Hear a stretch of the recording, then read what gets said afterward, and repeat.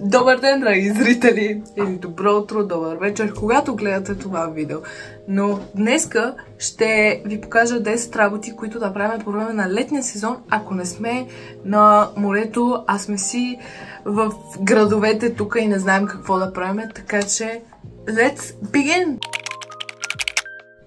Едно от важните неща е спорта и ако искаме за новата учебна година наистина да отслабнем, както аз самата искам, и аз и това лято продължавам да ходя на фитнес, така че ако вие искате някакво за новата учебна година да си промените тялото и така, или пък да се чувствате страхотно, защото лично много обичам когато ходя на фитнес, почнете някакъв спорт, който вас ви радва. Или в моят случай фитнес. Това много работи за мен и вие виждате от последните влогове, най-вече петъците. Аз хода на фитнес и вие това го виждате в видеята. Хоби, което може да развиете по време на лятото, е четенето на книги. Това е много важно поради причината може да променим по начина, по който мислите. И аз лично предпочитам любовни романи, романтика. Това ми е просто много любимо. И някои от любимите ми книги са тук и сега ще ги покажа. На Мерцедес Рон, Моя вина.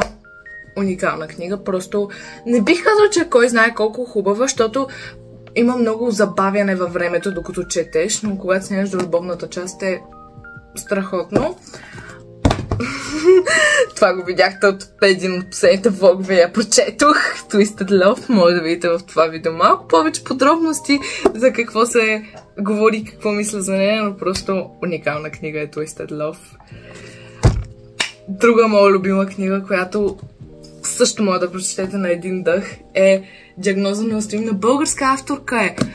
Една българка, Кремена Йорданова. Обожавам и тази книга и ако има и още една книга, ще си я купа, разбирате ли? Тази книга е страхотна и си заслужава. Уникална е и не е толкова любима книга, или аз лично много се превързах и понеже към нея след това излезе филм, който не ми хареса трейлъра, защото ми разби ми представата за героите, които имах. И Тензоидъс на Колин Хувър не е лоша, но край да може много да се привлечеш към героите и...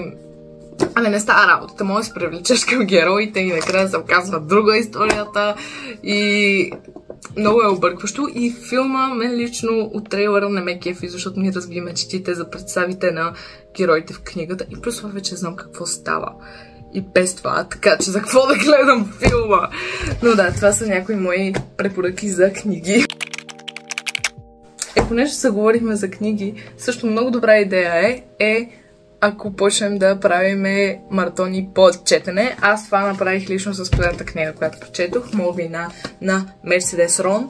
Уникално е. Просто взимате си, дори да е вечер, ден, лятото сега цялото време имаме, така че можем да правим това.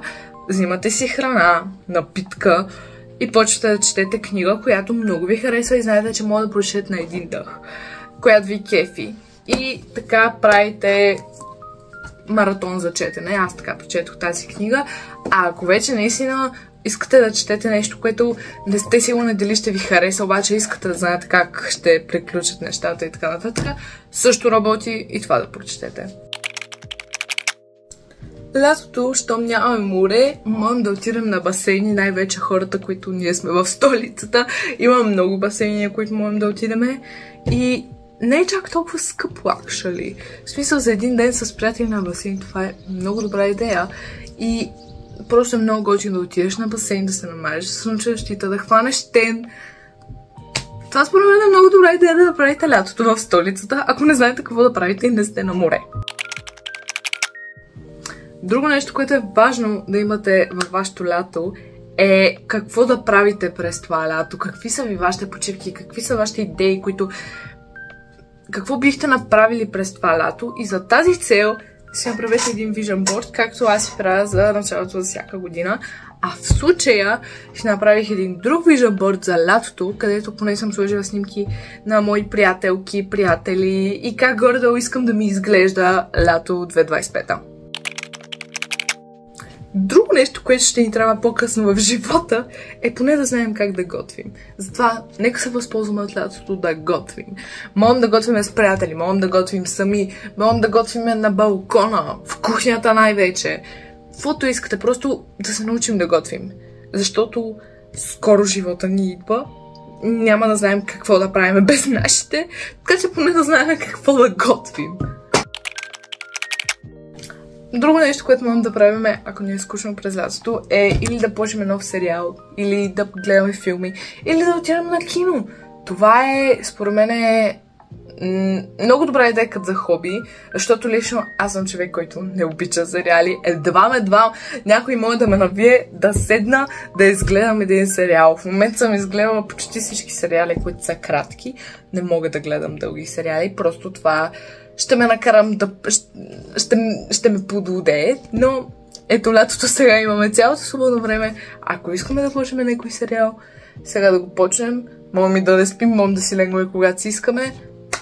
Така че парфе! И стигнахме до тежката артилерия, некъде без учене. Знам, не искаме да учиме, не искаме, и аз не искам, обаче имаме домашно за лятото. Като имаш домашно за лятото, прави го лека по лека. Стъпка по стъпка, по стъпка по стъпка. Лека по лека, направете си домашните за лятото. Ако искате ги направете сега първия месец и после да ви се разкарат от главата, това е. Но си направете поне домашното за лятото, защото то е дадено с причина да не скучаете през лятото. И знам, не е хубава причина, не е хубаво нещо да ви дадат домашно, защото и аз имам домашно. Обаче е хубаво е така да си го направите, колкото, нали, да си го направите просто първия месец и после месец и половина да не го мислите, да не ви напряга в главата, че имате да го направите и накрая получите двойка. Друго нещо, което можете да правите с приятели, обаче нямате пари като мен. I feel you guys, I feel you, but I have a solution for this. Можете да пътувате с вашите приятели.